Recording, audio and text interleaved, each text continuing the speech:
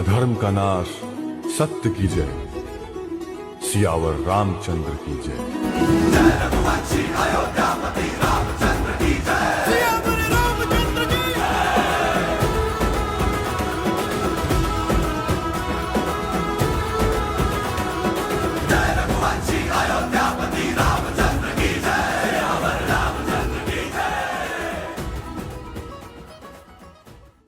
Sir मला थोडक्यात सांगा की हा दीपोत्सव जो आहे तो आपण काय निमित्त साधून करतोय?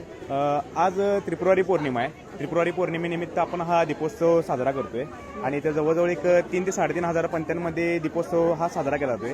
आणि यावेळेस हे जवळजवळ गेली 20 वर्ष झाली हे आपण दीपोत्सव साजरे करतोय. आणि आजचं खास आकर्षण म्हणजे कसा विषय आहे, आपण संगमामध्ये तुम्ही जर का बघितलं असेल तर संगमामध्ये श्री संगमनाथ नावाचं आपलं जे मंदिर आहे त्यांचं आपण नाव ते संगमामध्ये होडीमध्ये आपण ते तयार करून लावले. दुसरी गोष्ट खाली श्रीरामांची प्रतिकृती तयार केल्या.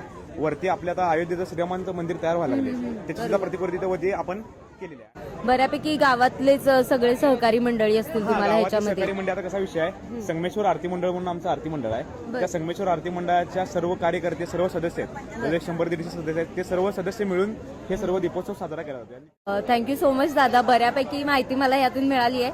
आणि आपल्या सांगली जिल्ह्यामध्ये हरिपूरमध्ये एवढी छान गोष्ट होते ही लोकांपर्यंत पोहोचावी हीच आमची इच्छा होती. So thank you so much.